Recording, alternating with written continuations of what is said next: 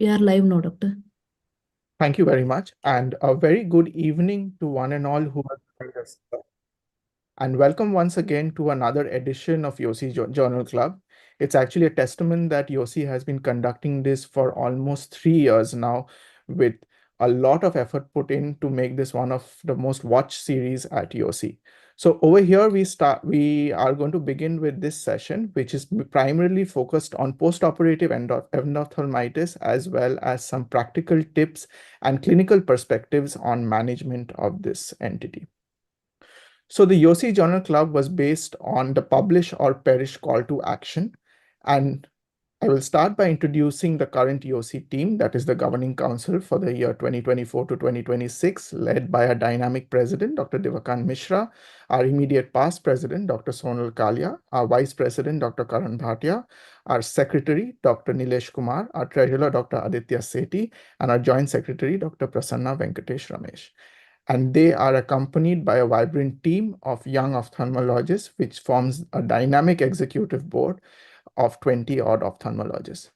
So now diving straight into the YOSI Journal Club, the concept was to learn, teach, guide, and grow. So primarily we choose a young ophthalmologist, which is maybe a resident or a fellow, keen on presenting a journal article for dissertation as well as interpretation by the team. So the primary aim is to assess the existing literature. Over here, we start by defining the problem, specify and break down the research question, define the variables that are involved, define how we select the subjects, selection of an appropriate research design, analyze the way the data has been interpreted, and as well as a very unique thing that we started in YOSI for the last 3 years, that is the Mary format of breaking down an article. So usually this is a month-long endeavor, which starts with picking of a mentee who is also assigned a mentor. Now this mentor and mentee sit and break down the article for 1 month, where the mentor guides the mentee on how an article has been published and what are the nuances in picking the positive and negative aspects. On the day of the journal club, they are also accompanied by panelists who break down the article, as well as a research expert, as well as an international perspective and some talks to break down the subject matter in general. So the Mary format in question is to analyze the article based on the method, the assignment that it conducted, the assessment, the results that it found out, the way it was interpreted, as well as the extrapolation from it. So this gives us a step-by-step approach to reading medical evidence as it is presented to us.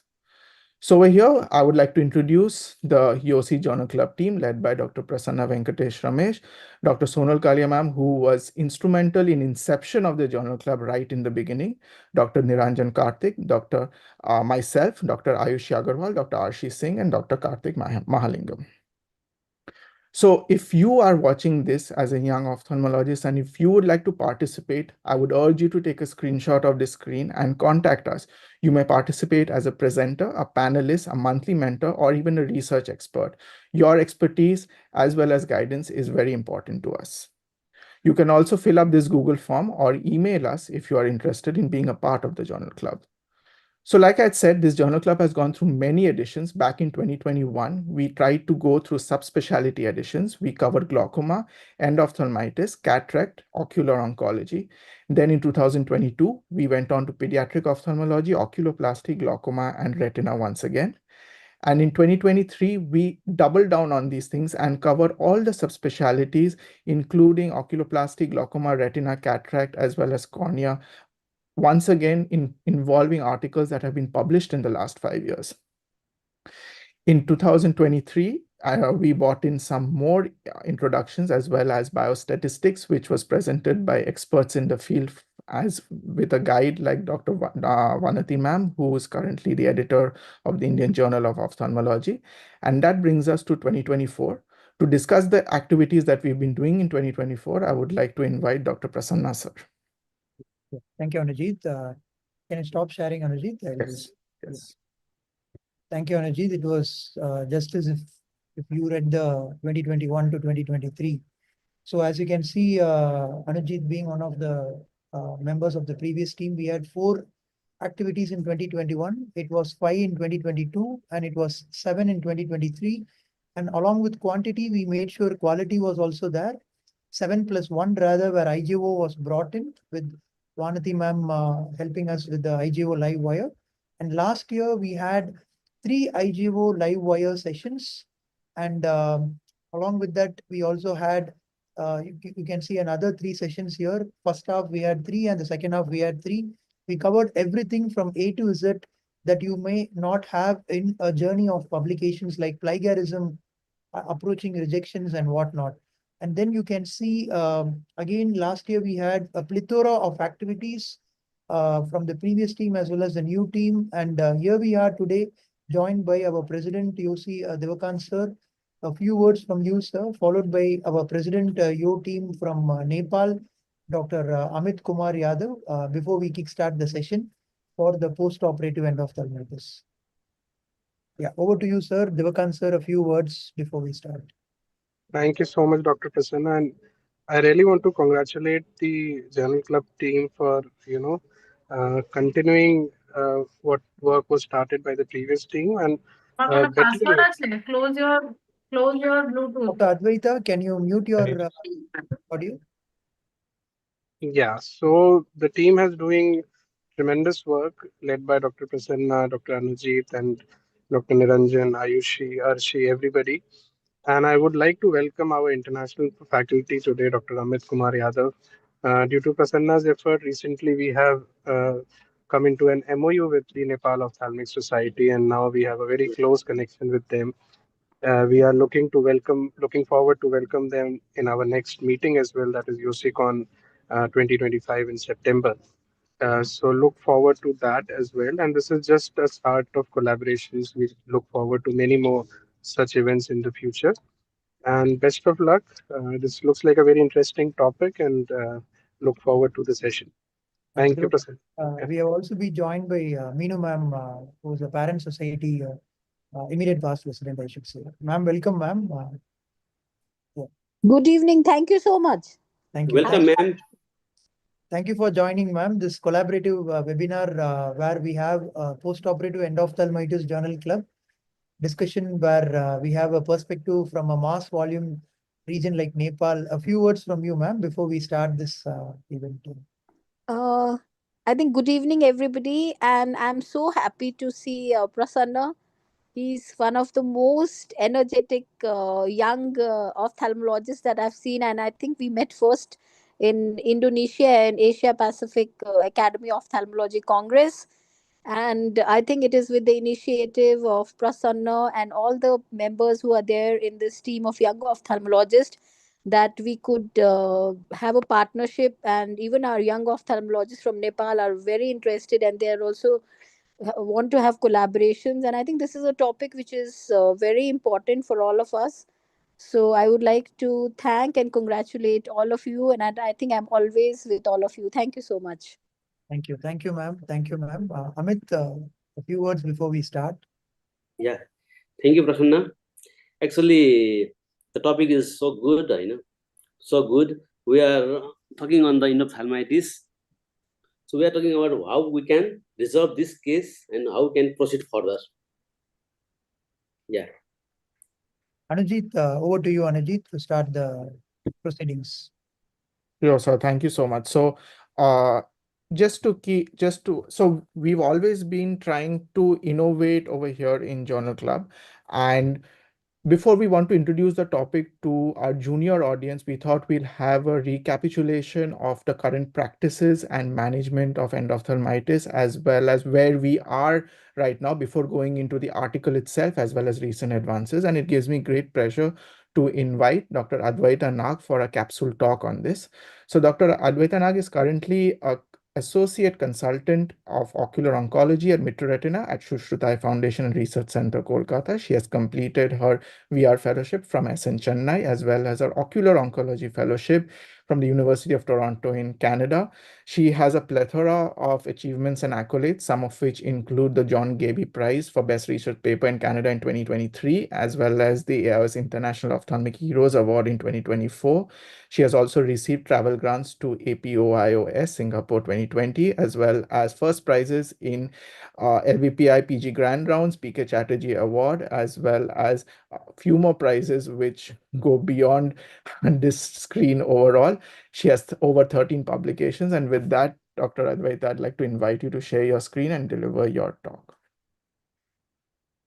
Okay, hello everybody.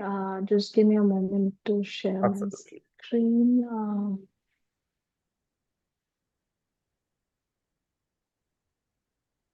Is that okay? Yes, you can begin. Absolutely Okay. fine. So, good evening, everyone. Today I'll be speaking about post-operative endophthalmitis, and I think we all know the definition. It's basically an inflammation of the inner coats or the intraocular fluids of the eye, and it can be of two types. I'm just going to go over quickly over these. Exogenous, which is the one that happens in cataract, where there's direct inoculation of an infective organism from an outside source. Compared to the endogenous one, where there's a source within the body that then spreads through the blood.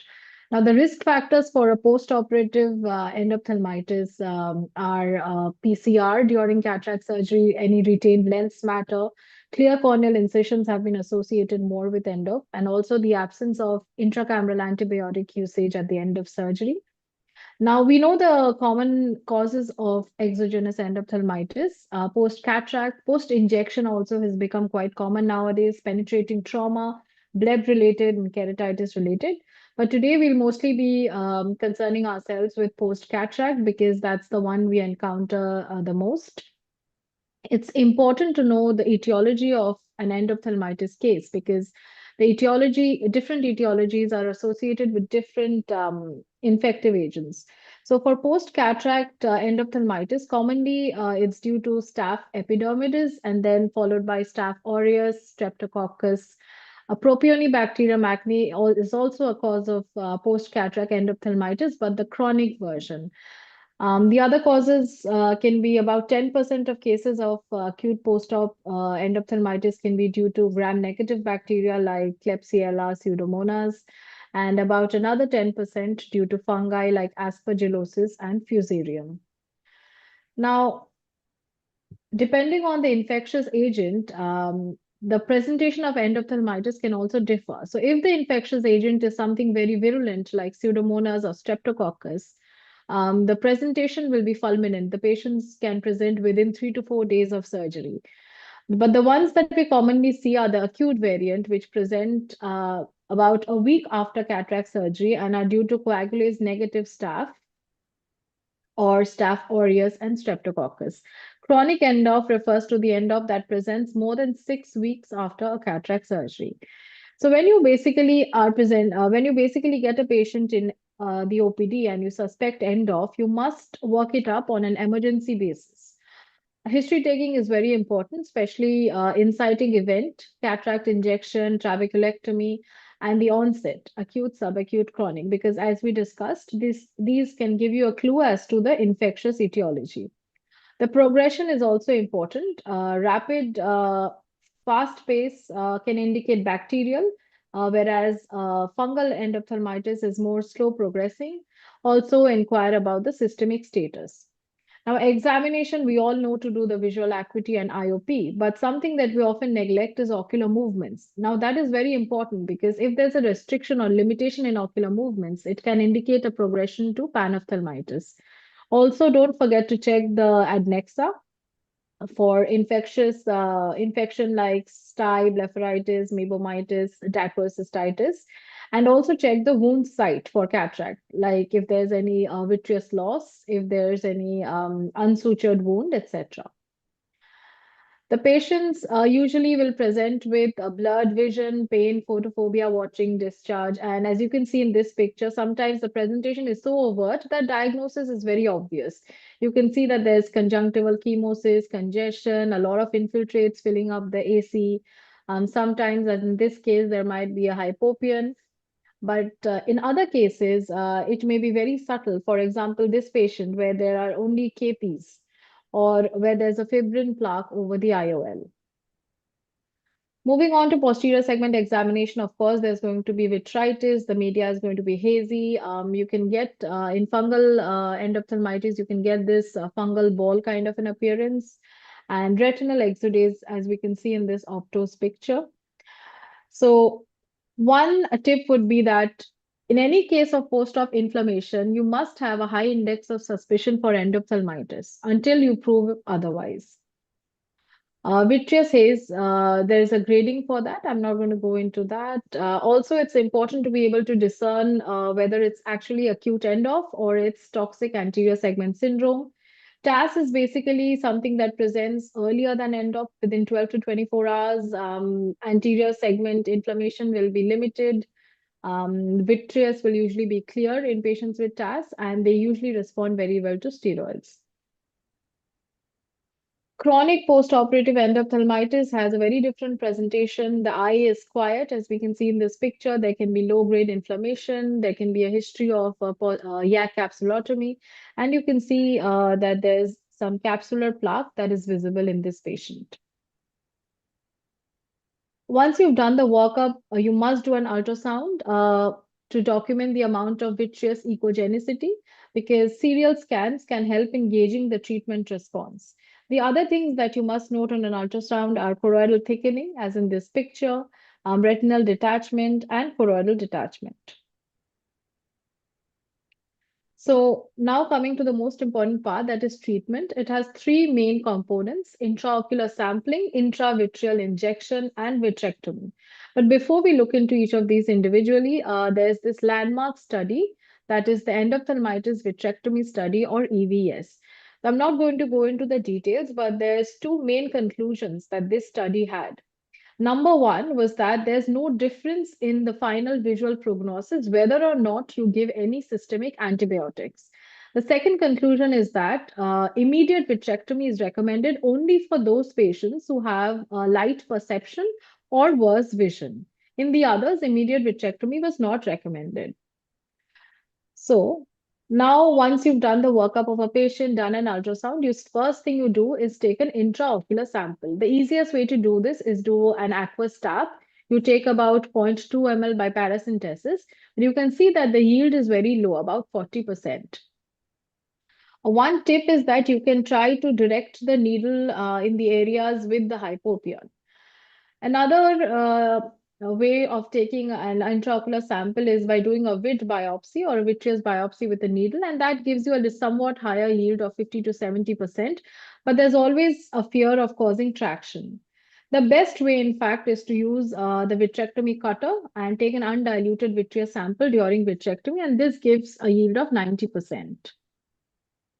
So once you've taken the sample, you send it for the usual microbiological smears. Also, you do culture sensitivity for aerobic, anaerobic bacteria and fungus. What you must remember again is that about 30% of patients with clinical endophthalmitis can be culture negative, but that does not exclude endophthalmitis. PCR can be useful in some of these cases. So while we are waiting for the micro report, you go ahead and give intravitreal injections on an empirical basis. So empirical treatment usually consists of two broad spectrum antibiotics to control the infection and a corticosteroid to control the inflammation. There's a broad spectrum antibiotic, vancomycin, for gram-positive coverage and ceftazidime for gram-negative coverage. Dexamethasone is the steroid that is used, but in case of fungal infection, you should avoid steroids. Antifungal like voriconazole or amphotericin B is given.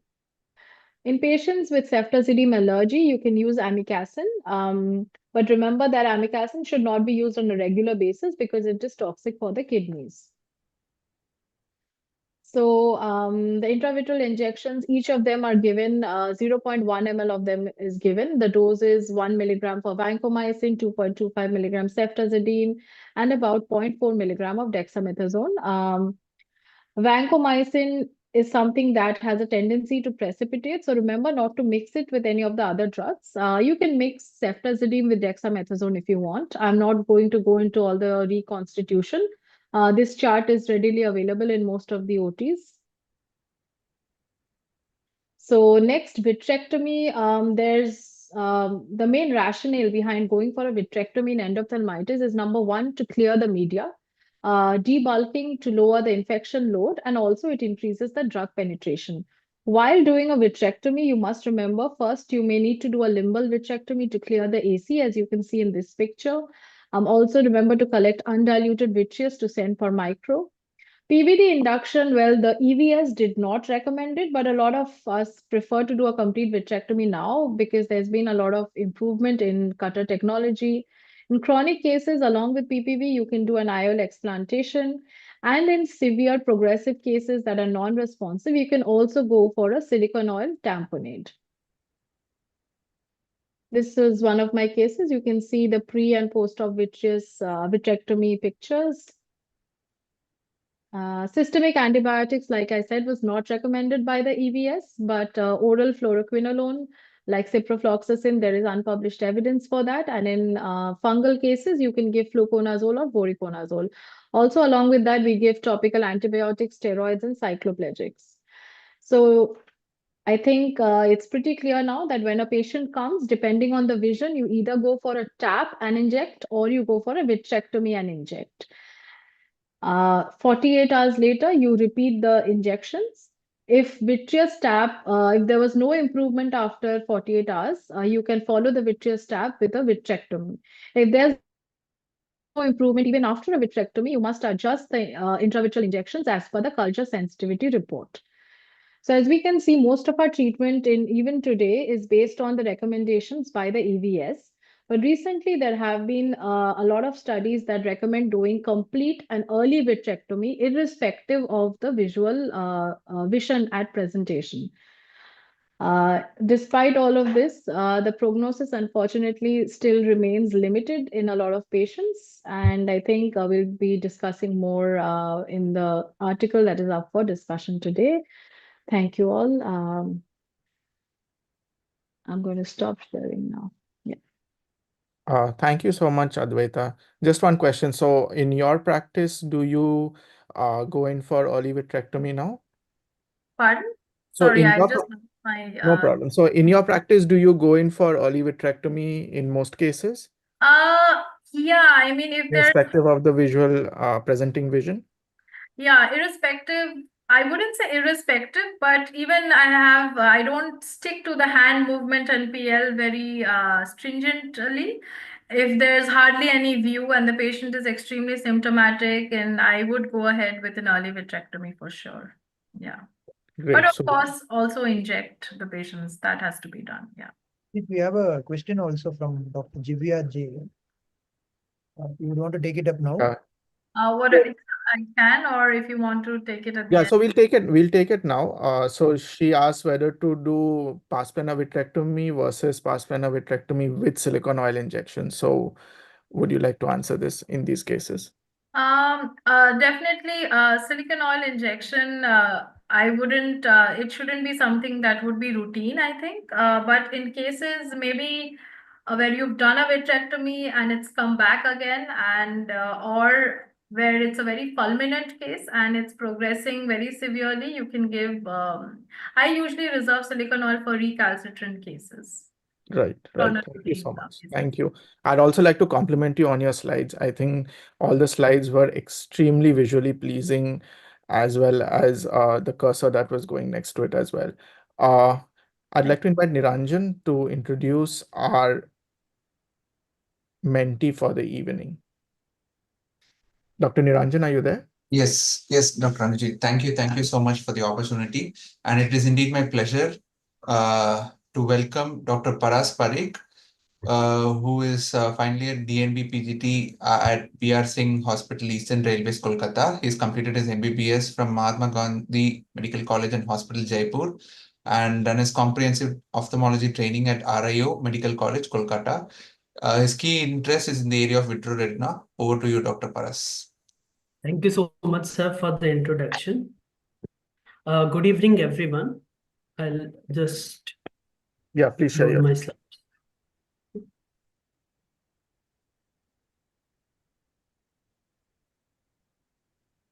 Are my slides visible? It's just loading, so just give us a minute. Your screen is just loading. Okay, sir. Can you just unshare and share it once again? Just share your full screen and then go to the PowerPoint. Yes, sir. I'm good.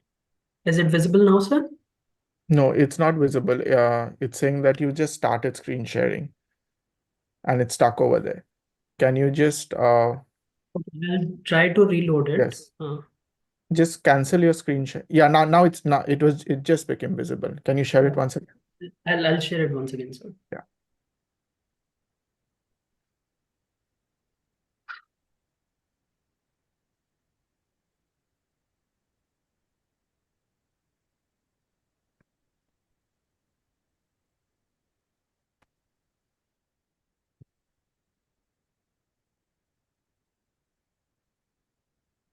So while it loads, while you're sharing your screen, I just would like to take a comment from Dipanshu sir, who's our monthly mentor for this evening.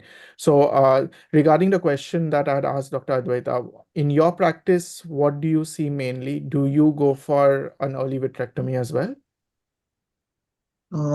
Hi, Andy. Hello, everyone. Yeah, I would prefer going for an early vit because the studies which I've had, like previous studies, the EVS studies on all those recommendations are pretty old now, and they Right. were in like the eras where vitrectomy was just introduced. And now, like a lot of advancements in the technology, and I say I feel that that helps us in having better outcome. Earlier, the fear factor was to create an iatrogenic break on RD or cause an RD.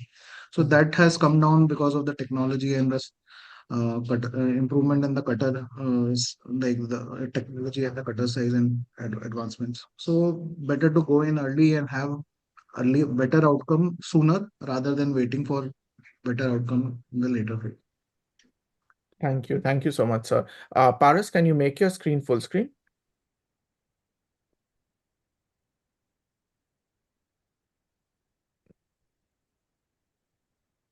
You're muted, Paras, Dr. Paras. Yeah. So can you hear me now? Yeah, I can hear you. Can you make it full screen? I think I got disconnected, so I'll try to Okay. Yeah, sure. Just share your screen once again. Yes. Is it visible now? It's Still come getting to, shared. yeah, it's Still. it's getting shared. Is there an issue with your net connectivity, Dr. Paras? Yes, sir. I think I am having issues with Wi-Fi now.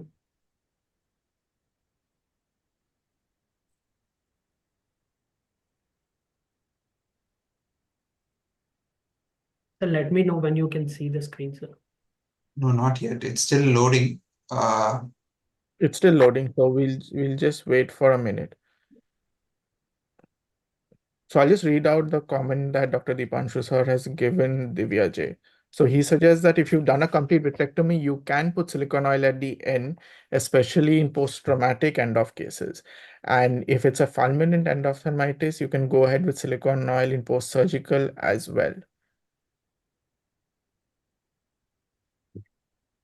Meanwhile, this is getting loaded. I just had a question for both Dr. Dipanshu and Dr. Advaita.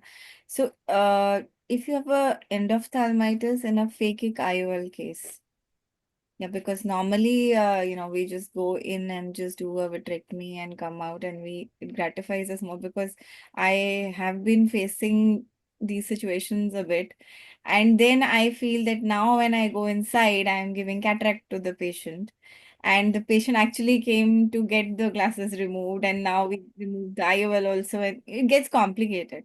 So I had this young patient. Who was operated for phakic IOL, and she did not know that she's a diabetic. And because these patients are young, so in that quick thing, the doctor also forgot to check the blood sugars, and she was diagnosed with diabetes when she got a phakic IOL done because she landed up in endo. somehow it was not my OT day, and I knew that this is end off on the first look of it. And we didn't know by then that she is a diabetic. So I just injected Vanco, Cefta, and Deca. And she started doing very well because it was pretty fulminant on day one. And then we repeated after 48 hours because she was doing well and she got away, and she got back her vision. And I did not even have to do a therapeutic vitrectomy. So, sometimes you start feeling that, these injections work, because the picture that you saw day one, if it was a post cataract patient, I would have definitely taken for vitrectomy. So I think at least for phakic IOLs, a trial of an injection definitely is worth it. Definitely, ma'am. I think I have not faced any such case of a fake IOL patient developing end off on post-op day one. Probably that is the way to go in those cases. You can give a trial of injections, and later on, if it does not improve, then the vitrectomy is the ultimate treatment. I think these are the perks of having an expert panel with us, isn't it, Anujit? I mean, talking about a fake IOL sort of a scenario for post-op end off. Thank you so much, Dr. Neha. I think the screen is being shared by Anujit, if I'm not wrong. Yes. So Parul, just tell me Paras? next slide whenever you want to go to the next slide. I'll keep I changing. think- Yes, sure. You can begin. I would like to thank YOSI for giving me this opportunity. I'll be speaking on this article, which was recently published in the Journal of Retina. The title reads, Immediate Vitrectomy versus Tap and Inject in Eyes with Acute Post-Cataract Endophthalmitis and Visual Acuity more than equals to hand movement. So this had an impact factor of 2.3. This will be the overview of my presentation. Introduction slide. Endophthalmitis vitrectomy study recommended primary tap and inject for cases with visual acuity better than hand movement, reserving pars plana vitrectomy only for the severe cases. But with the advancement in technology, such as micro-incision vitrectomy, it has significantly improved the safety, reduced the post-operative inflammation, and has facilitated in the faster recovery. Recent studies have indicated better clinical outcomes and need for fewer procedures in eye undergoing primary pars plana vitrectomy. So what is the rationale for this study?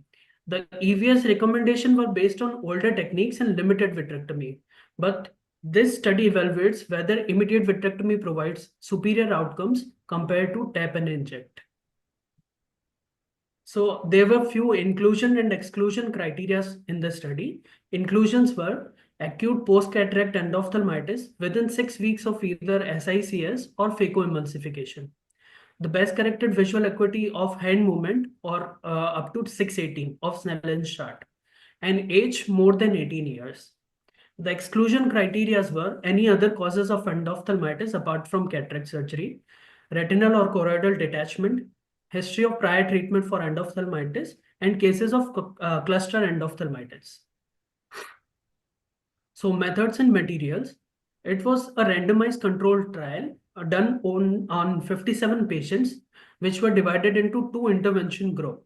Group A comprises of immediate pars plana vitrectomy followed by intravitreal antibiotics, while in Group B, tap and inject followed by intravitreal antibiotics were given. And this study was done for 18 months. Randomization was done using the random number table, and after informed consent was taken, patient underwent their respective intervention on the day of presentation.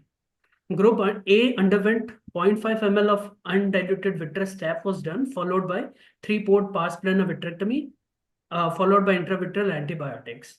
While in Group B, 0.5 ml of undiluted vitreous sample was taken, followed by standardized intravitreal antibiotics of vancomycin and ceftazidime in their respective doses. If worsening of anterior segment inflammation was noted, or apart from that, media haze from baseline was noted, then decision for retreatment was taken after 48 to 72 hours. Group B individuals were advised for pars plana vitrectomy followed by repeat intravitreal antibiotics, while in Group A, repeat intravitreal antibiotics was done. Follow-up was done for 6 weeks, and there were two endpoints of this study. The primary endpoint was best corrected visual acuity improvement at 7 days, and proportion of achieving best corrected visual acuity of 618 at 42 days. And secondary endpoint was reintervention rate and persistent media haze at end of 6 weeks. Statistical analysis. The sample size was calculated based on the expected change in the final BCVA. 23% of the patient achieved final BCVA of 2040 after early pars plana vitrectomy. When it is applied to the sample size formula, it was calculated as 40 with 80% power and 5% of significance level. Fisher-Exit test and Mann-Whitney U test was used to compare the variables between two groups. Results. During 18-month study period, 84 patients were diagnosed with acute PCE. 60 patients met the inclusion and exclusion criteria, out of which 3 patients did not give consent to receive the treatment as per protocol and were excluded from the study. The remaining 57 eyes were randomized to either group A or group B. So study population, the baseline demographics, clinical characteristics, and presenting visual acuity were comparable between the two groups, and difference was not statistically significant between the two groups. Next slide, sir. Visual acuity outcomes. The mean letter gain according to ETDRS chart, it showed a significant gain in group A as compared to group B, with the difference statistically significant. Then subgroup analysis was done between the immediate pars plana vitrectomy or delayed pars plana vitrectomy. The mean visual acuity gain on day 7 showed immediate pars plana vitrectomy had better result as compared to delayed PPV, and the difference was statistically significant. Next slide, sir. The proportion of best corrected visual acuity more than 618 that was achieved at 7 day, group A showed 50%, while delayed PPV showed 17%, but the difference was not statistically significant. Whereas when BCVA more than 618 was compared at 42 days, it showed group A as 85% and delayed PPV showed 33%, and the difference was statistically significant. The reintervention traits were also checked. The percentage of the eye needing reintervention in group A was 8%, while in group B was 39%. And the difference among the two groups was statistically significant. Then among the reintervention, the eye presenting with hand movement vision required reintervention among the two groups showed group A has 6% while group B has 53%. But still the p-value was 0.6 and difference was statistically not significant. While the average number of reintervention per eye received among the group A and the group B was showing significant larger in group B, and the difference was statistically significant. Discussion. Visual outcomes. The pars plana vitrectomy group showed significant higher improvement in BCVA according to ETDRS chart at day 7 and day 42 compared to tap and inject group. Immediate PPV resulted in better final visual acuity at 6 weeks as compared to delayed PPV. The tap and inject group required more reinterventions as compared to PPV group, and the higher number of retreatment per eye were needed in tap and inject group as compared to PPV group. Anatomical outcomes. The culture positivity rate were similar in both the groups, and gram-positive cocci, mainly Staphylococcus epidermidis, was the most common isolate. None of the primary PPV group had poor anatomical outcome, while poor outcomes were observed in 3 eyes in the tap and inject group. Comparisons. The endophthalmitis vitrectomy study recommended tap and inject for BCVA better than equal to hand movement, but uses only limited core vitrectomy protocols, which differs from this study's more extensive PPV. Similar studies conducted by Alton et al. And Crosby et al. Showed better visual improvement with primary PPV, as compared to tap and inject, and median gain in visual acuity were between the two groups were in favor of early PPV.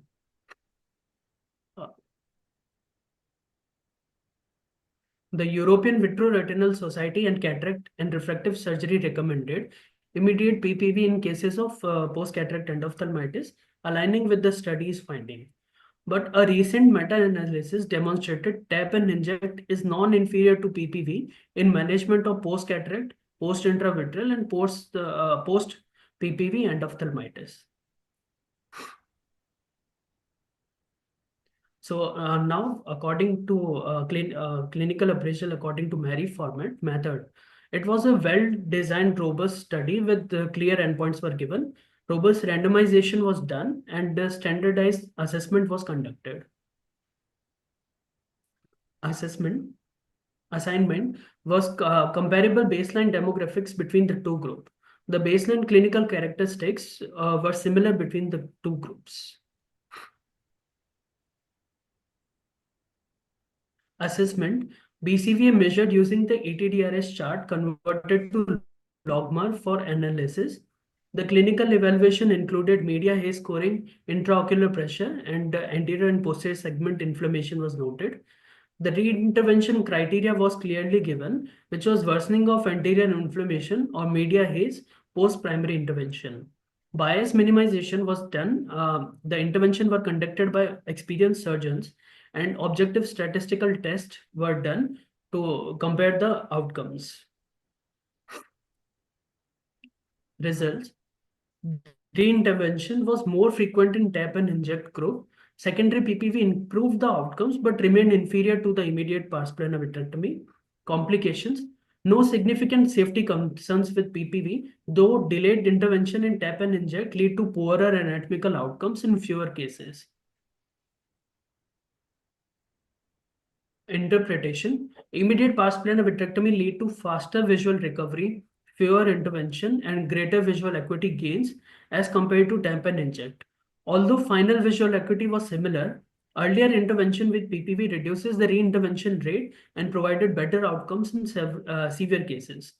The study challenges the traditional preference of tap and inject in cases with visual acuity more than hand movements, advocating for PPV in the subgroups due to advancement in surgical techniques.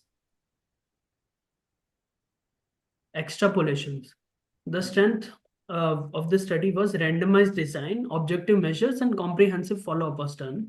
Limitations were single study center, small sample size, and subjective criteria for reintervention was taken. Applicability. Findings are relevant to centers equipped with PPV and highlight the need to revisit the traditional management guidelines for acute post-cataract endophthalmitis.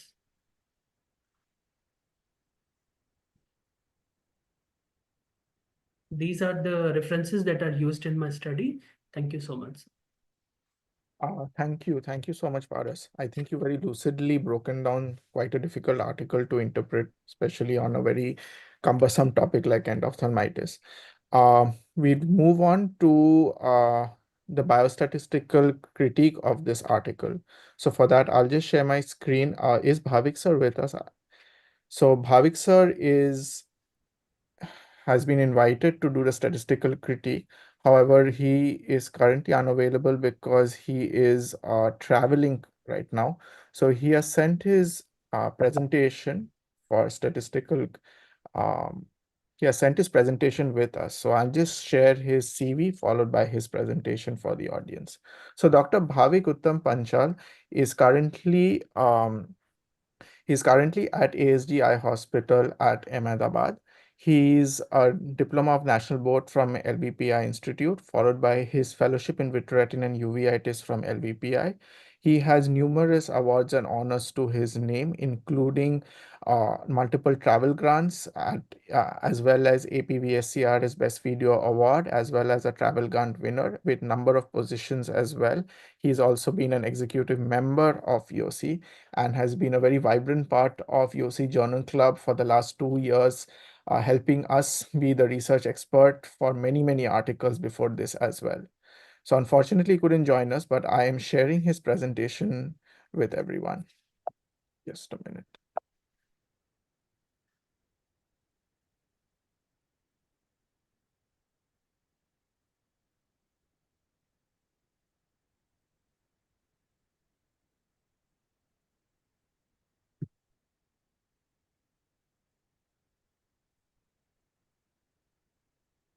Just give me a moment while I share his video.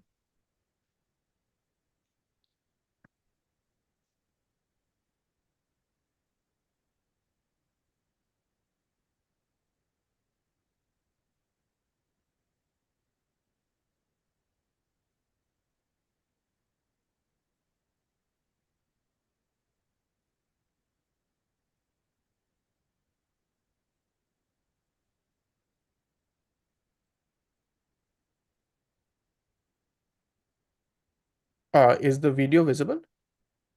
Yes, Anujit. Okay, great. So I'll just play the video. So good evening all. First of all, a fantastic talk by Dr. Advaita. And we come to the research aspect of this paper. So it's a very well conducted study.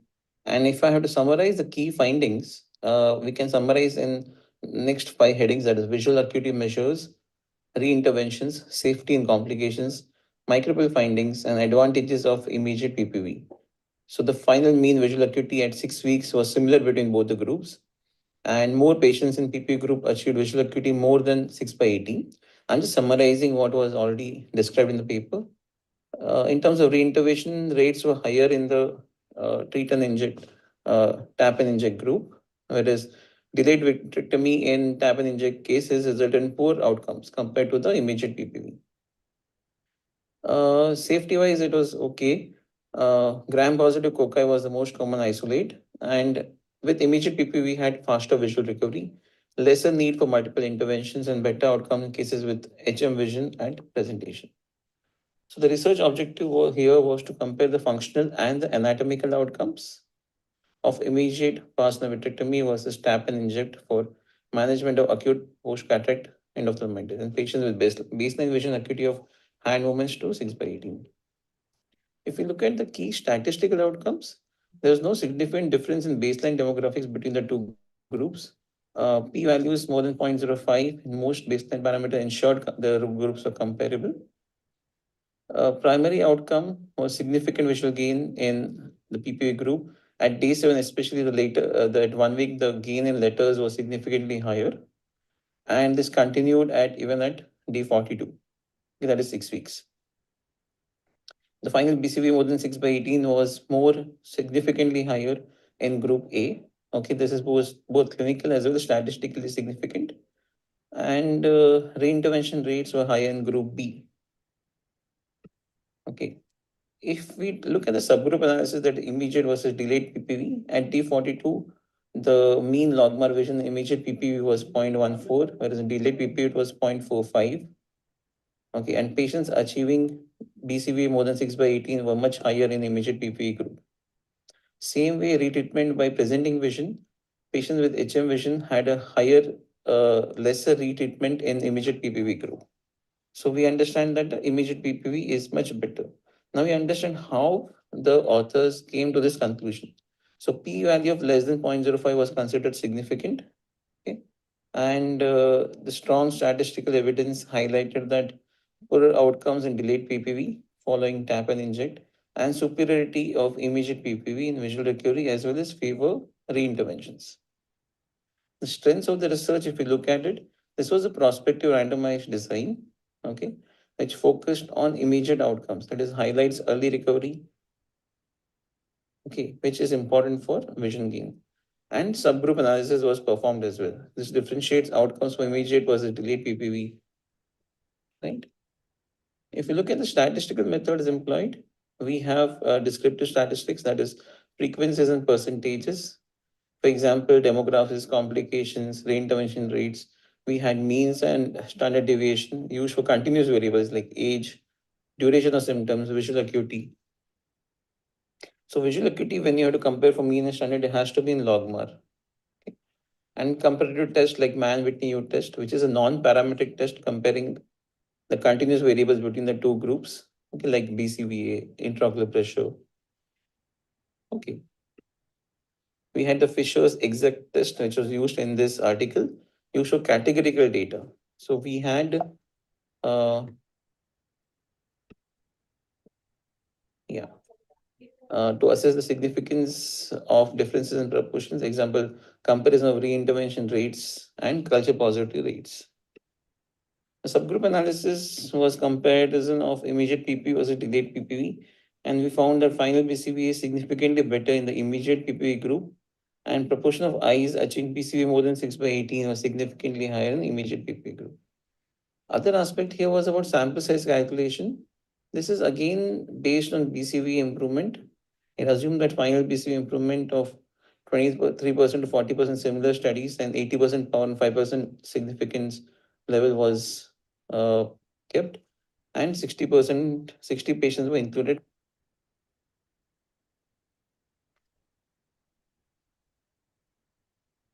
was data. So the study employed a robust statistical methods approach for data. Non-parametric tests like Mann-Whitney U test, okay, was used, and Fisher's exact test for small sample size and categorical data. Okay, and the results are statistically valid and clinically impactful, emphasizing the efficacy of immediate PPE for acute post-cataract surgery endophthalmitis. So the question here was why multivariate analysis could not be performed. A multivariate analysis could be useful in such a scenario, okay, where there is control for confounding variables like BCVA, duration symptoms, type of cataract surgery. This could influence the outcome. Okay. Second is independent predictors, right? So we can find out which are the independent variables which are present can also be determined. And we can also assess how different clinical variables interact with each other and finally influence the final outcome.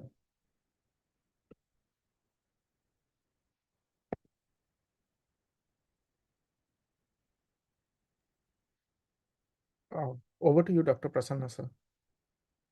I think you can share the screen, Anujit. I'll introduce the panel. Sure. I'm just doing that. Just Yeah. give me. Thank you, Dr. Bhavik. Despite not being able to be here live, but thank you for having this pre-recorded version and sharing your valuable inputs. So now let us open it to the panel. So we have Dr. Ruchira Chaudhary. She did her fellowship from the Advanced Medical Retina at Shankara Netralaya, Kolkata. And she's a consultant VR department at Dankuni and Bardhaman Drishtideep Eye Institute. Academic achievements are a basic course in biomedical research, presented various papers and posters in state and national annual conferences, winner of named awards such as KP Roy and JN Chatterjee Quiz competition at the OSWB in 2023, and winner of poster presentations, and has published numerous articles in both national and international journals. Welcome, Dr. Ruchira. Next slide, Anujit. Thank you, Dr. Prasanna. Thank you for being here, and also a good friend, Dr. Neha Mohan, who's done a long-term VR fellowship from LBPI with greater than 15 index publications and several awards, named awards such as Kalicharan Gold Medal and Best Paper from DOS and Dr. Narasimha Rao Award and Women Achievers Award, and her areas of interest are uveitis. Again, welcome, Dr. Neha, and then we have another panelist also, Anujit. Niranjan, do you like to call upon our next panelist, Dr. Ritika Gaur? Definitely, sir. Thank you so much. It's my pleasure to introduce our panelist, Dr. Ritika Gaur. So she's done her MS from Savai Mansingh Hospital, Jaipur, and fellowship in Vitreoretina from prestigious Shankar Netralaya, Chennai. She's also a fellow of International College of Ophthalmology and has special interest in macular surgeries and has been a part of many national and international conferences. Apart from having published papers in many index journals, we are very pleased to have you with us, ma'am. So with that, I'd like to invite Ruchira Di to discuss the positive aspects of this article for the benefit of the audience. Thank you, Anujit. And I would like to thank YOSI for giving me this opportunity. And so if we talk about the positive aspects of the journal, so let's start with the methodology. It's the inclusion and exclusion criteria were very extensive and specific, as already explained earlier. So moving to the result part, what we saw is that media clarity and vitreous haze, these all remained same in the follow-up visits in both the groups. But in the last follow-up, group A, there was decrease in the media clarity. The media clarity improved, and that there was decrease in vitreous haze. And so intervention was less in the group A rather than it was more in group B. So if we talk about the BCVA, it was again comparable, definitely. But what happened to the mean change in BCVA was that group A was better. That means the mean change in the BCA was better in group A. And in the journal, they have discussed and compared very well the other studies which have been done earlier, though their inclusion and exclusion criteria may be different, but at last they came to the conclusion that vitrectomy was superior to tap and inject. And definitely what I observed was the meta-analysis of some case series done. And we know that meta-analysis remains the highest in hierarchy of level of evidence. And here too, we saw that PPV was superior to tap and inject. So to conclude, I would again say that the journal was very well described, and I believe in it too, that early vitrectomy can be better, and we can definitely save vision. Won't say that tap and inject is not good, but definitely we could see that in this journal and in others too, which we have discussed, PPV brought better PCVA as compared to only tap and inject. Thank you. Thank you so much, Ruchira. So you worked extensively at Shankar Nethralaya, Kolkata. So can you please elaborate at your practice, what was the policy for clinical management of these cases when they presented? I'm sure that you received a lot of cases that were referred to your institute as well. So at which condition, what was the prevailing way of treating these when it comes to what is there in the book versus what you would do practically in your setting?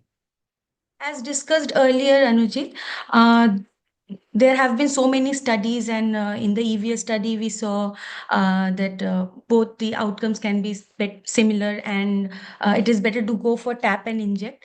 But what is the real world scenario we see is that when a patient comes with a poor vision, and you see you don't have a better vision of posterior pole, you see vitreous haze, the media clarity is not well, and then the patient has come in an acute stage. I mean, they are presenting at acute stage. We will definitely, what I have observed is during my fellowship program, is that they used to go for vitrectomy along with intravitreal antibiotics. Yes. Right. Thank you so much, Dee. Thank I'd you. like to invite Neha Mohan ma'am to also discuss the negative aspects of this article so that we can critically appraise this article for what it deserves. You, Anujit. Actually, I am more of a positive person, so it was difficult finding the negatives. But then I thought I should take up the task. So I think the first problem that I have is with the word tap. Although in this article they have clearly mentioned that they have done a 25 gauge vitreous biopsy, but way back in EVS also it was tap or biopsy. And when we tap, as in the capsule also we discussed that we can use a 23 gauge needle to take the tap.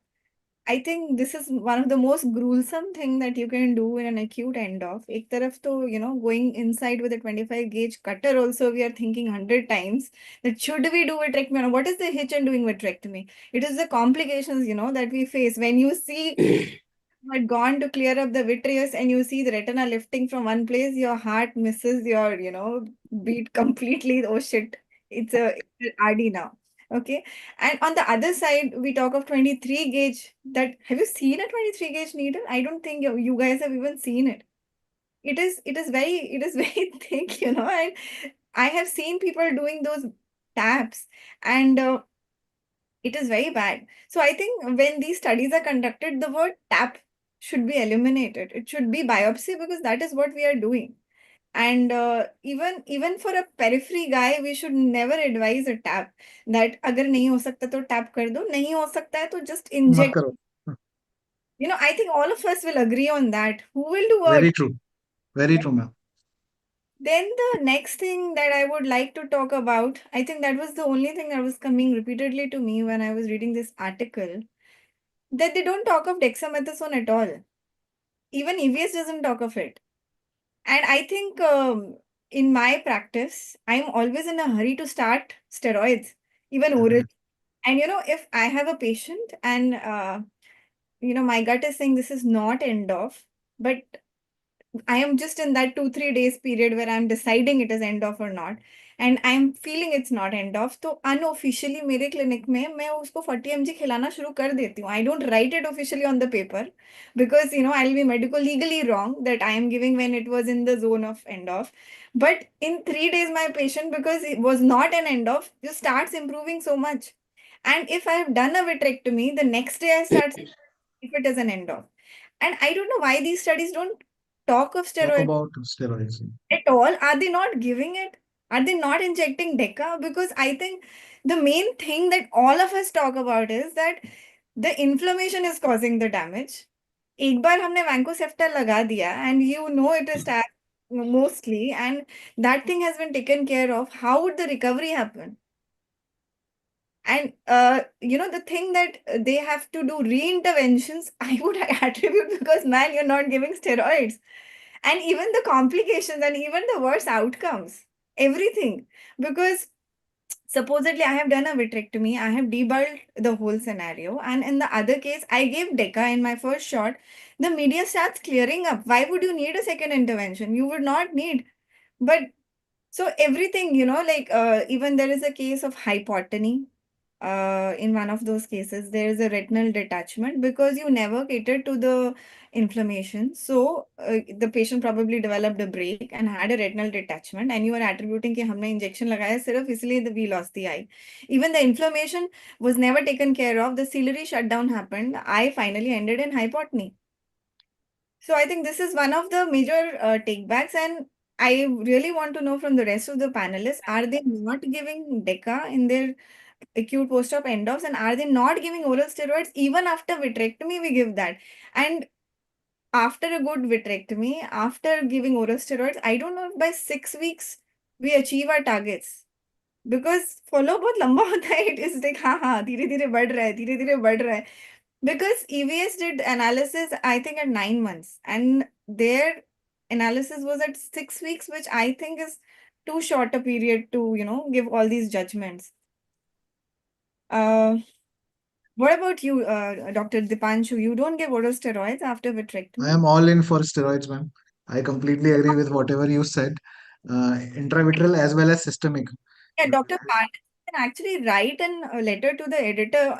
The point when we used to do JC and LVP, the point was that we always have to write a letter to the editor about the lacunas, and we really want to know that are they giving steroids or not. And I think Dr. Advaita mentioned that fungal end of what is the half-life of dexamethasone in vitreous cavity? Anybody knows?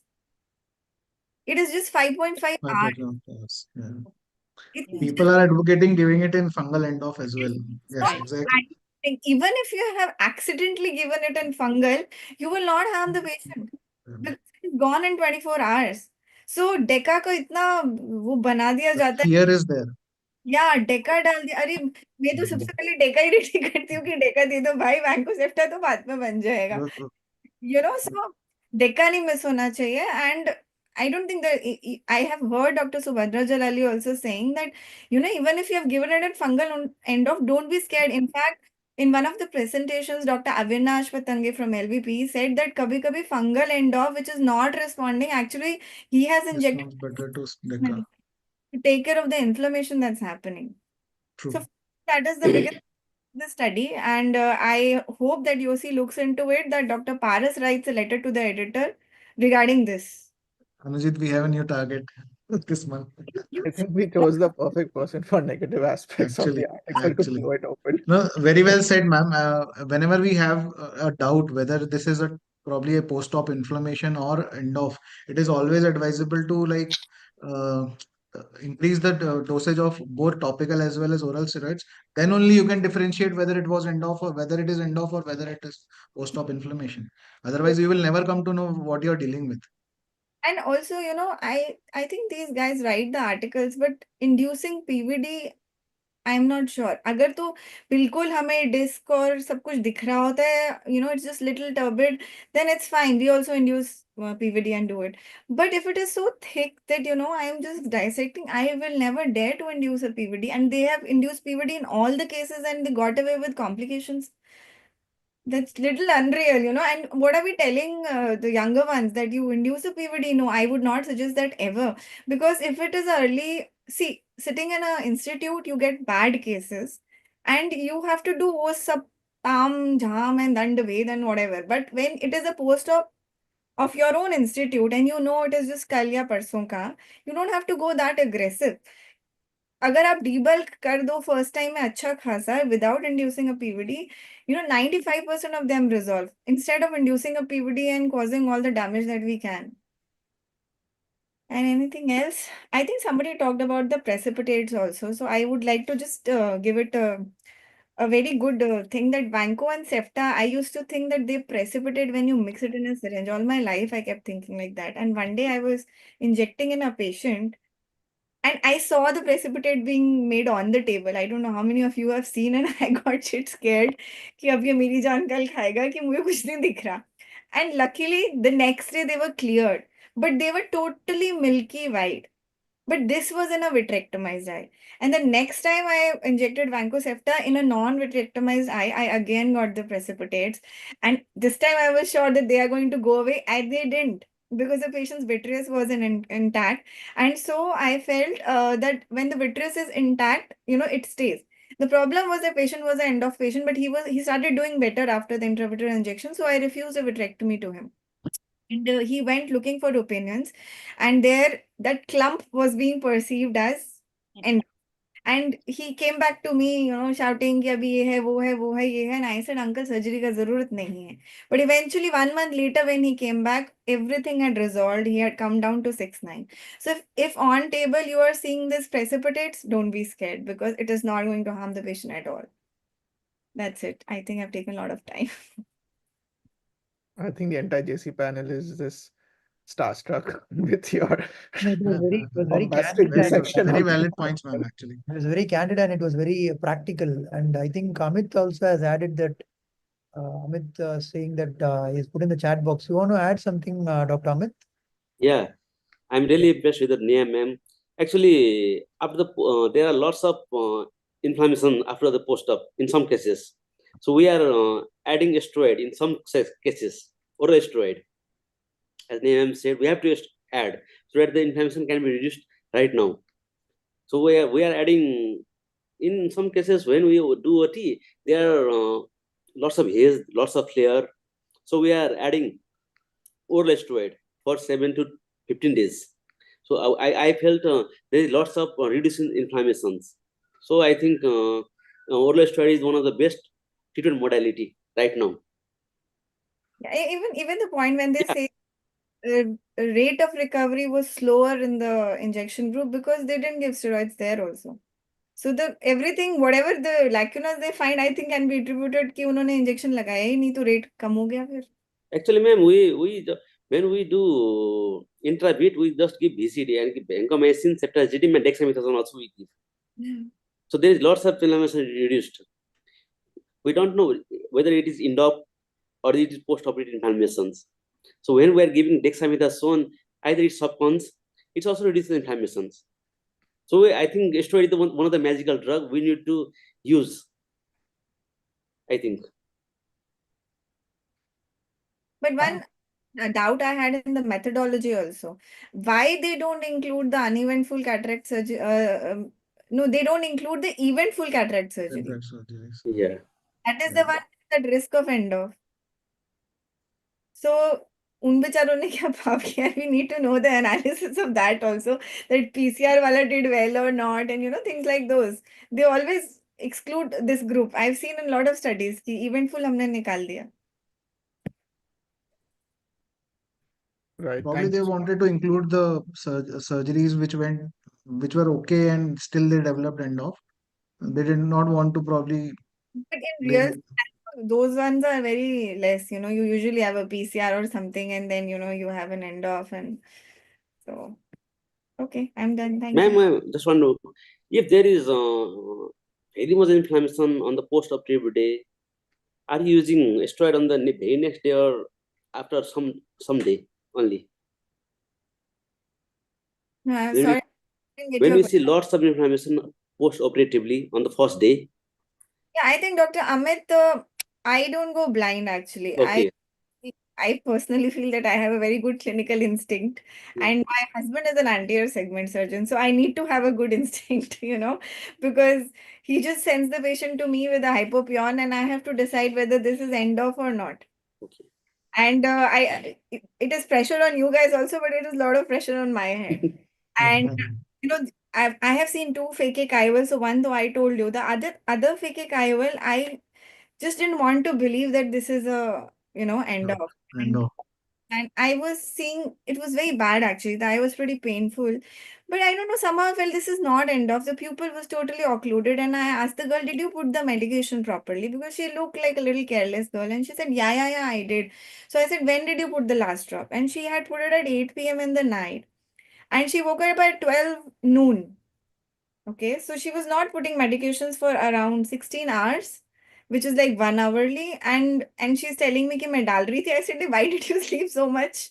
And we I started wonder which else drug she was on. and I gave her 40 milligram oral steroid in my clinic. We made her sit in the clinic. हम एक staff को लगा देते हैं जो 1 hourly steroid डालता है और homite डालता है to break the membrane, and by the evening the membranes are broken. But next day again we broke the membrane, and again the next day we had the membrane. And I was wondering she's still not putting the medication, and there's a lot of scuffle, and you're doing the B scan, it is eco-free, and so I think differentiation is important. I just don't see intervention is an intervention. मैं चाहती तो vancomycin deca लगा देती, but then it counts that doctor has intervened. So your intervention should not be just like that. You should know what you're doing. Watch every day, because end of भी ऐसा नहीं होता until it is gram negative that next day something has fallen on your head and everything is finished. It is not like that. You see the worsening and the improvement, and then you decide. And supposedly, I have restrictions with my OT days. I don't like to do OT all the 6 days. So I do it on Wednesday and Saturday. And if I end off in between, if I am seeing a patient on Monday, I say, let me put Vancomycin and Deca. And if he worsens in next 2 days, I am taking this patient for vitrectomy on Wednesday. And then I know my Vancomycin are not going to work. I have to step up to imipenem. Also, Amica was mentioned. And the reason why Amica is not given is because it causes very bad macular toxicity. So I would not advise anybody to get that. I don't know if you have seen it. It is just safed retina. You see that macula is gone, finished, khatam kahani. Whatever stories you were telling the patient कि मैं आपकी आंख बचा लूंगी, it is gone. So Amica is never an option. You go for imipenem or stuff like that. So now I'm going on mute. Ma'am, just answer the question before you go on mute. Okay. So traumatic end off with RD on B scan, what is the plan of management? That is aggressive. That is full throttle, go on. Trauma doesn't give you any being conservative. Right. So ma'am suggests wait with SOI. Anyway, so we go on to our final panelist for the evening, Dr. Ritika, ma'am. So Dr. Ritika, if you're ready, do you want to share your screen? Yeah, I'll just good evening, everybody, and thank you, Team Journal Club YOSI, for giving me this opportunity. Is my screen visible? Yes, yes. It has to be in slideshow. Perfect. Okay. So I would quickly like to discuss a few articles that have been published in the last 10 years on management of endophthalmitis.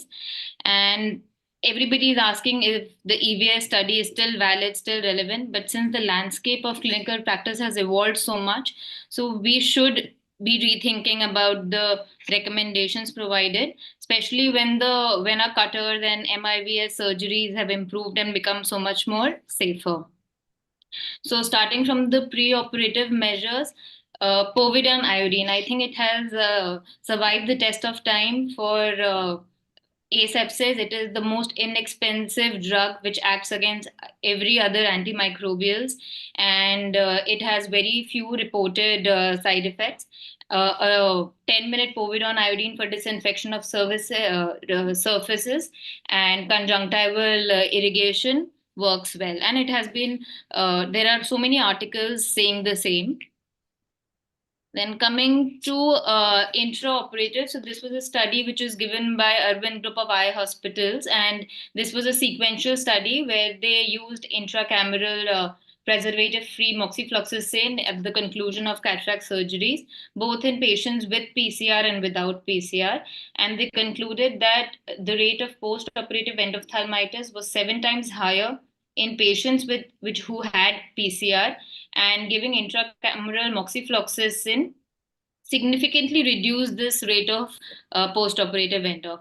This was the same thing was mentioned by Vivek P. Dave et al., which gave the conclusions that endophthalmitis after intracameral moxifloxacin have relatively milder signs, and they also respond better to treatment.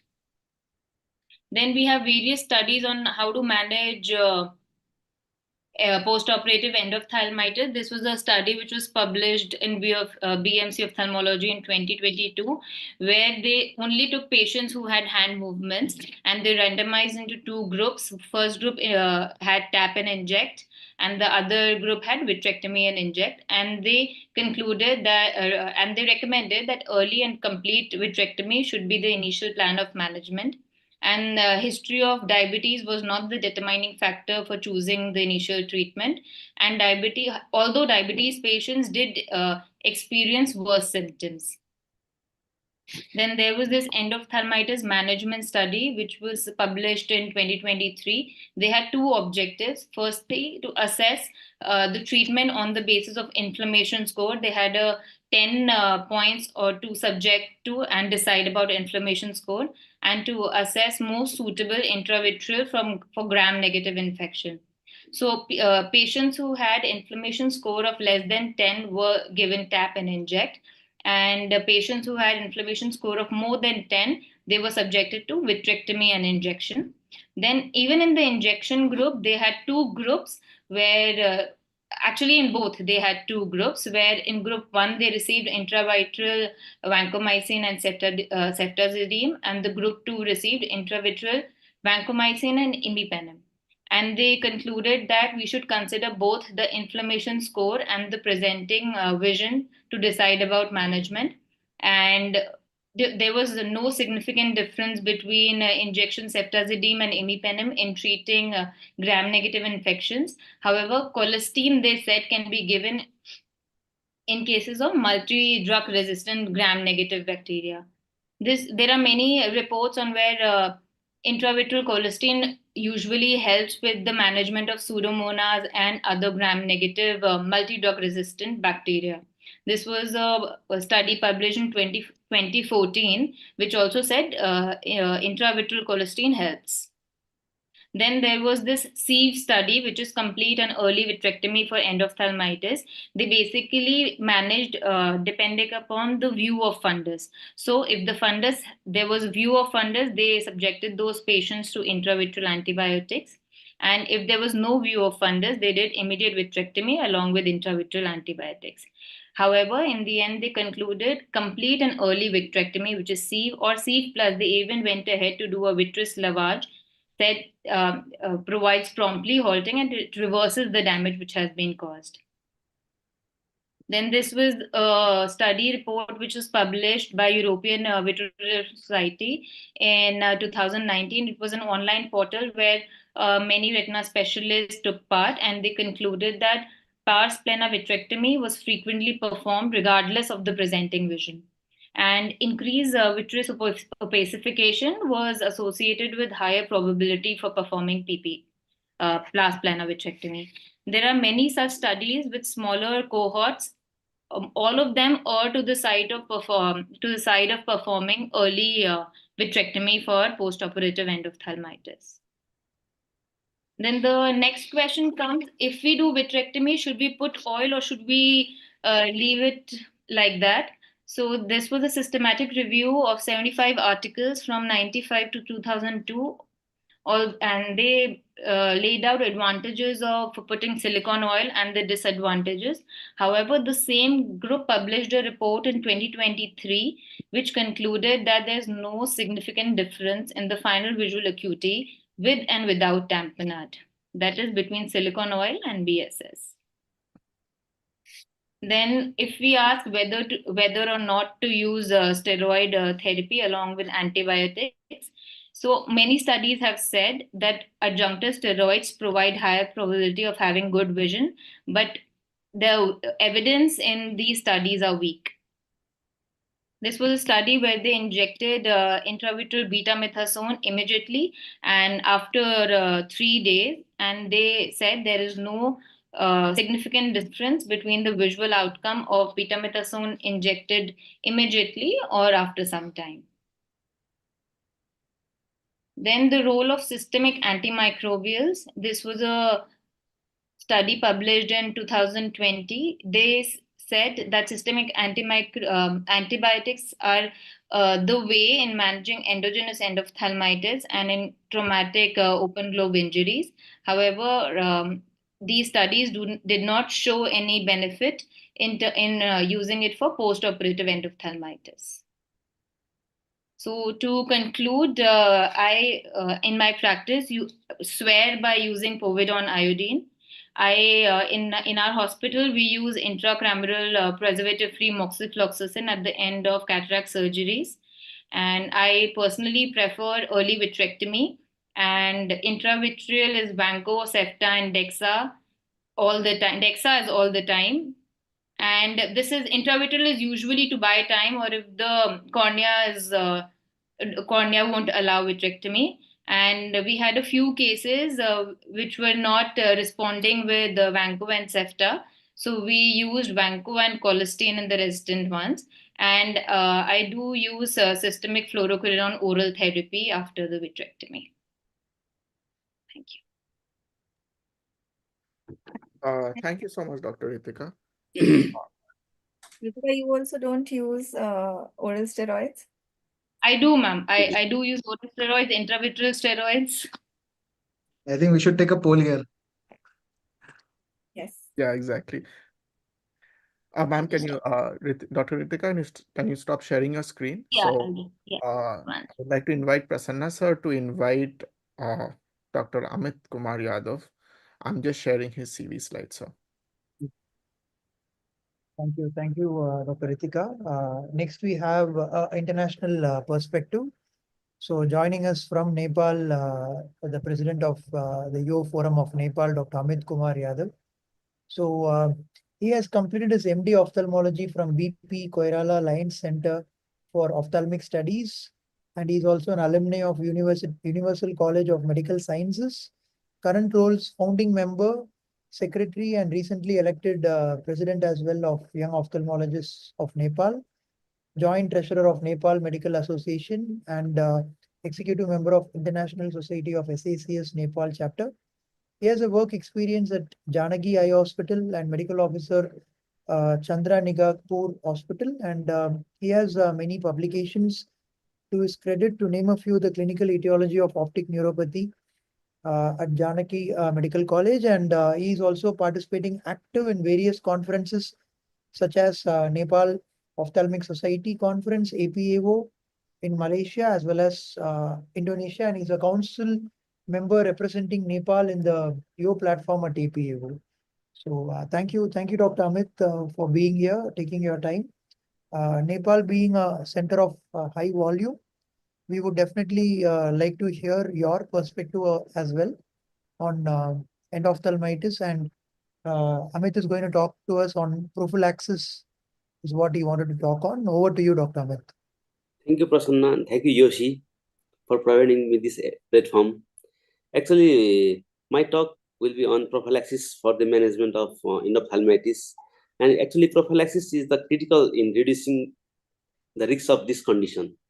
So basically, it divided into actually what we practice in Nepal. What we practice in Nepal is basically divided into three parts. What we are basically prophylactically, preoperative, intraoperative, and postoperatively. What we do in preoperatively in our hospital or in the many hospitals in Nepal, what we give minimum, what we give topical antibiotics 2 to 3 days prior to the OT.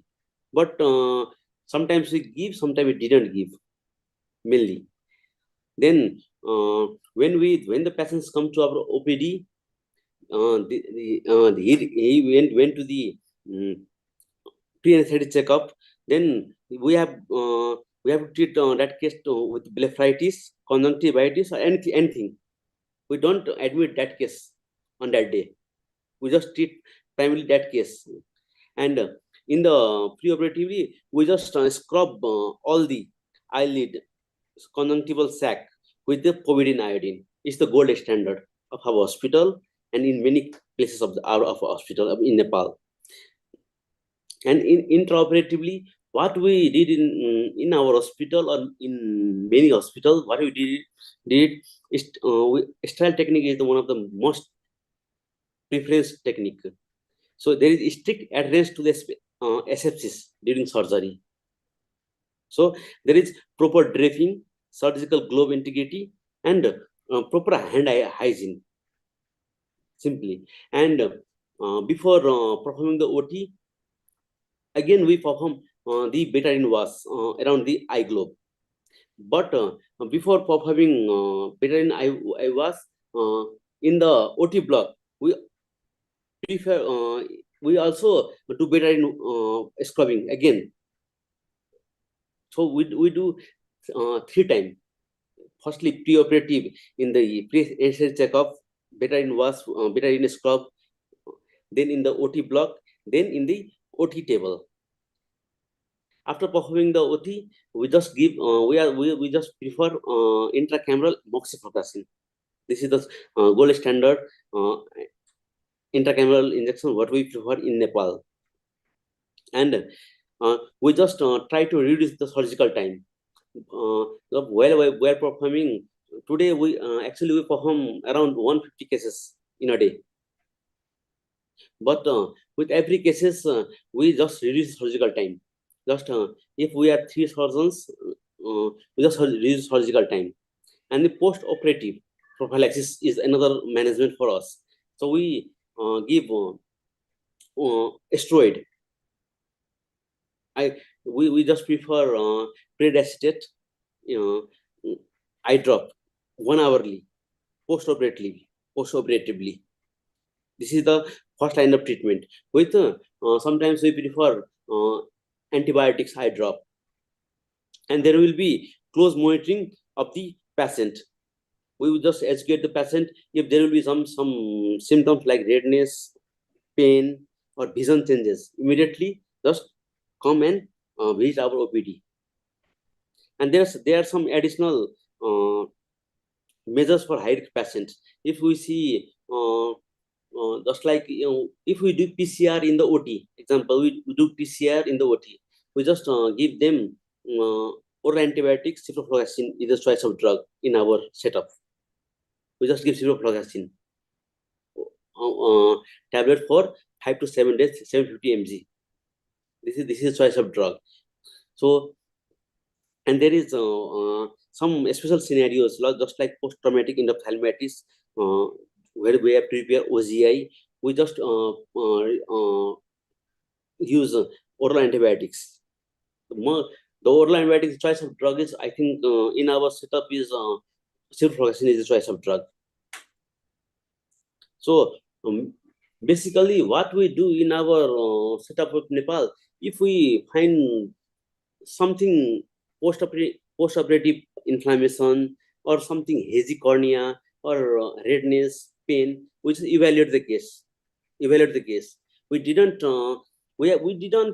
encounter so much endophthalmitis in context of our Nepal, because we don't encounter. When we encounter, sometimes we encounter. So as Nehamim Ali told, she used oral steroid as same as in our hospital. So if we suspect some case as endophthalmitis or severe inflammation, So initially, we start with the subconjunctival DEXA and ceftazidime.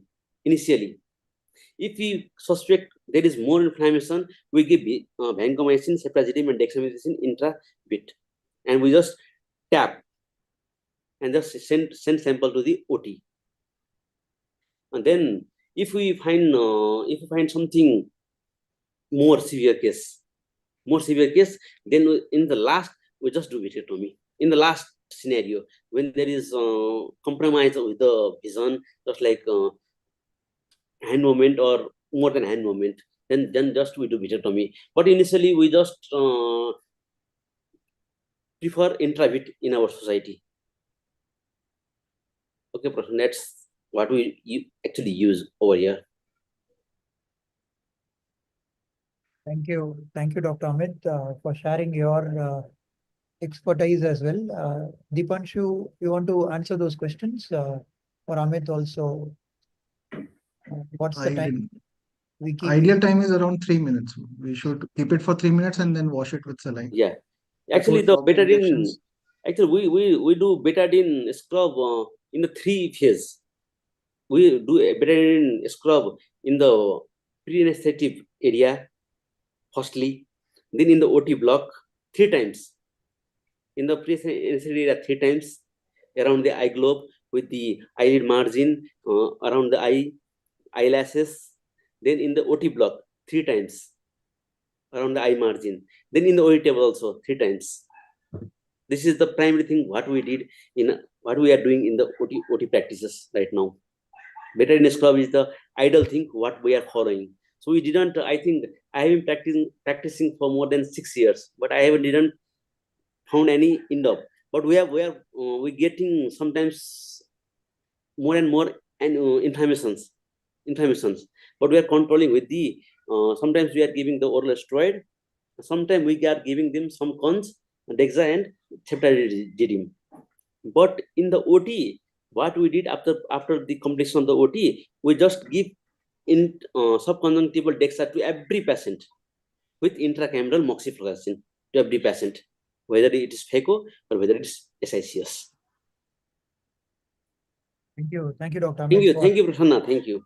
Yeah, for always prevention is always better than cure. Yeah. Like a good solid prophylaxis. Yes, sure. So, Anujit, with that, can we move to our last, the monthly mentor of the day? Sir, if I may just add a point here, sir. Yeah, please. Recently, I happened to be fortunate enough to attend the DiscOS course by AOS, where this topic was dealt with in pretty much detail, and mentioning about this povidone iodine prophylaxis is probably considered as the single most significant factor in preventing post-op end-off. And often the underestimated point, and even in one of the CMEs that I've attended recently, considering the duration, sir, there is a wide variation between different practitioners, but more or less the standard practice is for an exposure of, as Dipanshu sir said, 3 to 5 minutes of exposure is what is being recommended by many scientific bodies. So that is some bare minimum that they consider. And secondly, like what Amit sir was saying, the few cases where we did see the inflammatory reaction partly is also attributed to an extent to the seepage of the extraocular contents into the AC during the surgery period, sir, especially in cases with larger incisions like SICS or ECC. So that could be one of the reasons to which this temporary anterior chamber reaction has been attributed to more than the infective organisms. So something like pseudo TAS kind of a scenario. So that has been the reason more than anything else for the temporary anterior chamber reaction. And povidone iodine, like I mentioned, is about 3 to 5 minutes. That's something I wanted to add, sir. Thank you. And quickly, before we move to the summary, we have one question from Dr. Divya as well. Traumatic endophthalmitis with RD on B-scan. Dipanshu, you want to? That has been discussed already. Okay. Then we'll move to the. Yeah. Anujit, over to you. Thank you, sir. So last but not the least, we've saved the best for the last, the monthly mentor. So it gives me great pleasure to invite Dr. Dipanshu Agarwal, who's been mentoring Dr. Paras throughout the month with this topic, and we've been having a lot of discussions on post-op, end-off, and how to present it this evening. Dr. Dipanshu is a consultant of vitreoretina UV and ROP at Choitram Nethralaya. He has completed his MBBS from MS Ramaya Medical College, Bangalore, followed by his DO from BR Ambedkar Medical College, Bangalore, and his DNB and Surgical Vitreoretina Fellowship from MGMI Hospital, Raipur.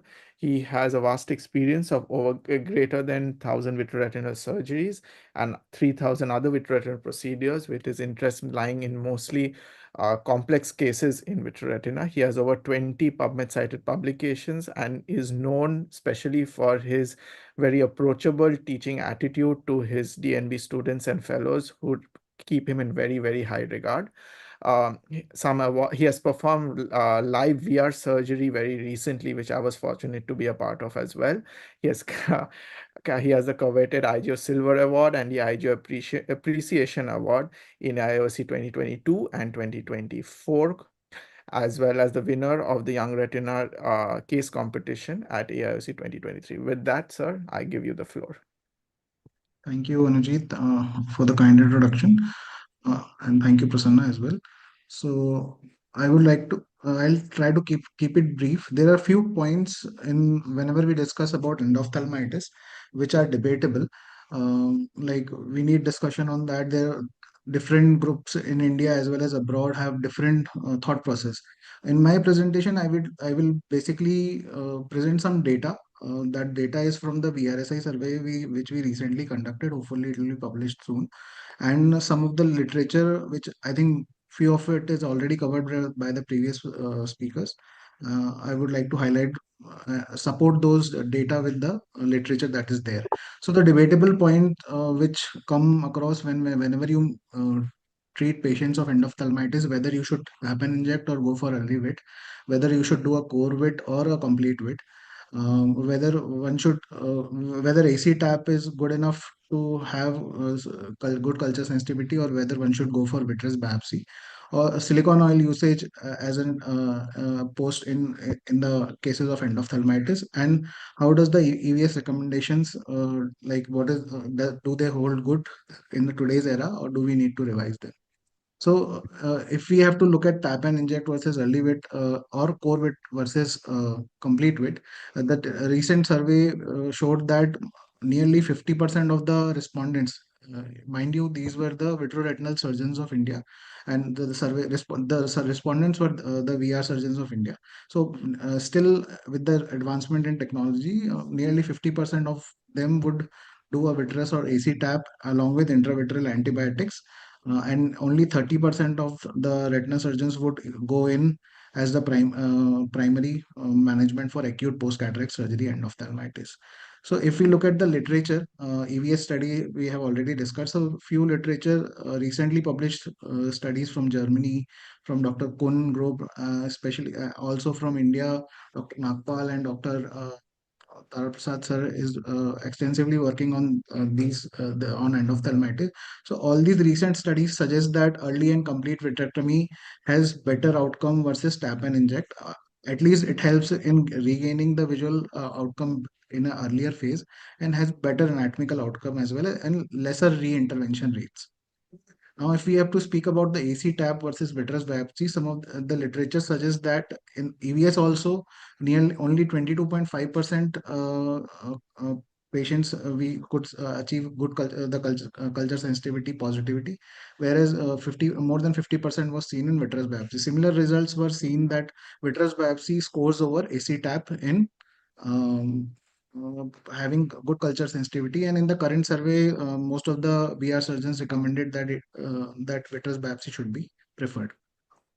If you have to speak about the silicone oil usage, most of the VR surgeons preferred using it in cases either with RD or which had pre-existing break.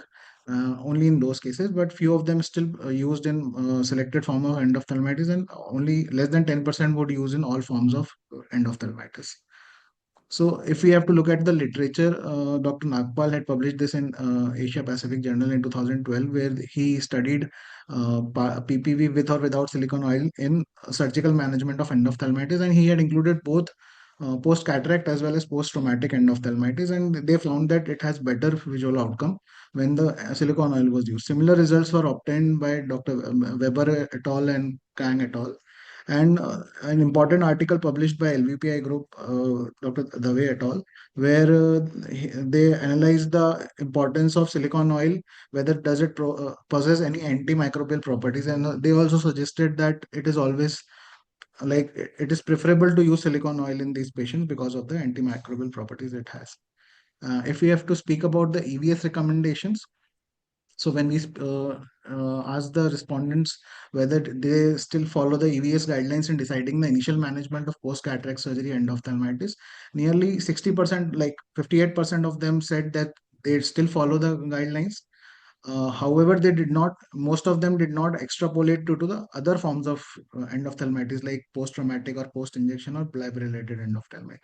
However, on the contrary, when we asked them whether they felt that there should be a change in the EVS, nearly 90% of the respondents said that there is a need to redefine the recommendations that were recommended by the EVS. So, recent articles by Dr.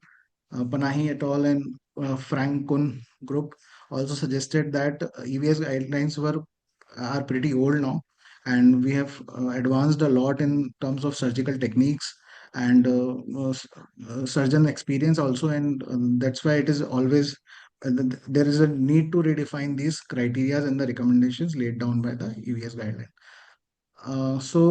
Before I conclude, another important point which Dr. Neha very well highlighted regarding the usage of steroids in our study, I missed out on putting that data. Intravitreal as well as systemic steroids were still only being used by only 60% of the respondents. Almost 40% of the respondents either do not give intravitreal or they do not use it systemically. So it is again a debatable topic, but it is, in my opinion, it is always preferred that we should give steroids so that we have a better control over the inflammation. So the topics which remain debatable, and I would like to conclude them that if you have to compare between tap and inject and early wit is preferred in the current scenario. Between core and complete wit is again preferred. AC tap versus vitreous biopsy scores over AC tap. Silicone oil usage again depends on surgeon to surgeon, and EVS recommendations needs revision. So this is from my side. So this is a very important line mentioned in Dr. Kun's article, that it is time for all ophthalmologists to change their treatment paradigm for post-operative endophthalmitis. Instead of vitrectomy is the only for worst eyes, the principle should be primary vitrectomy unless circumstances prevent it. The vitrectomy should be performed as soon as possible after admission and include the creation of a PVD. Intravitreal antibiotics and steroids typically represent but an adjuvant therapy, and if the post-operative course requires it, the vitrectomy should be repeated. I would like to acknowledge my mentor, Dr. Anand sir. Thank you.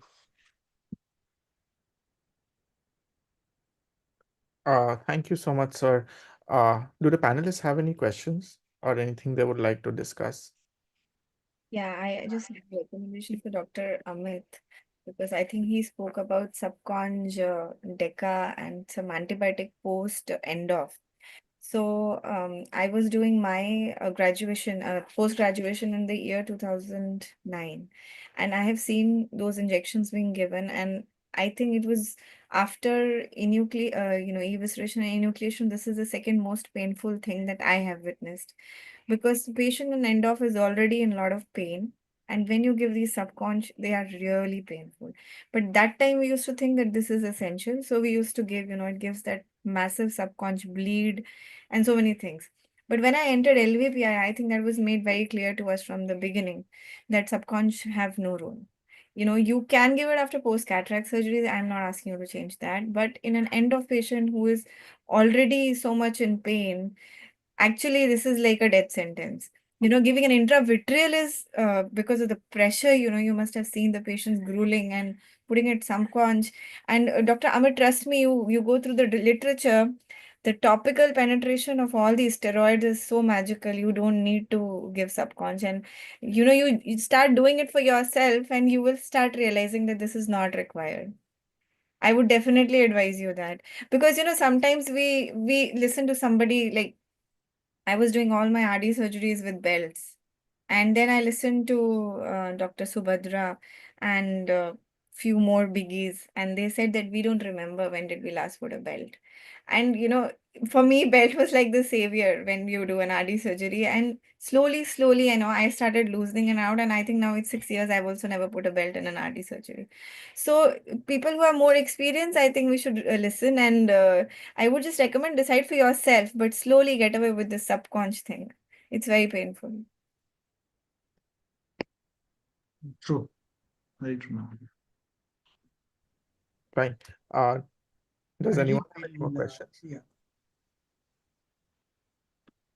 So if not, I'll share my screen once again and sorry, you can share your screen. No Yeah. problem.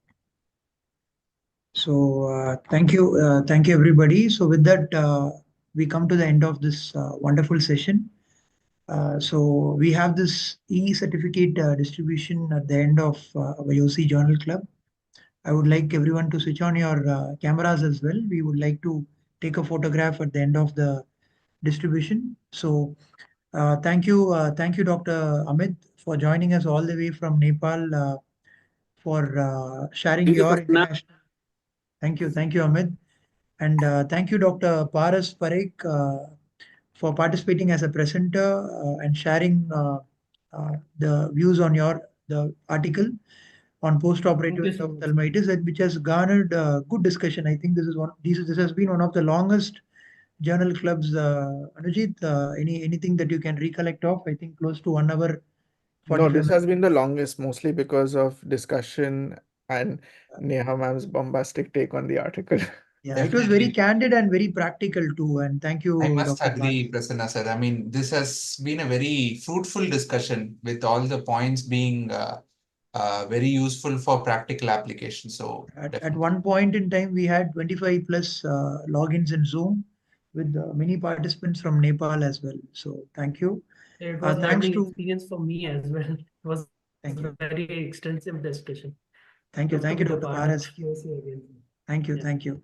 And a big shout out to Dr. Deepanshu Agrawal, fresh from his live surgery. Thank you, Deepanshu, for being the monthly mentor and juggling roles despite other commitments for UC as well, and able to mentor Dr. Paras for his talk. Thank you. Thank you, Deepanshu, for being there. Thank you for the opportunity. Thank you, buddy.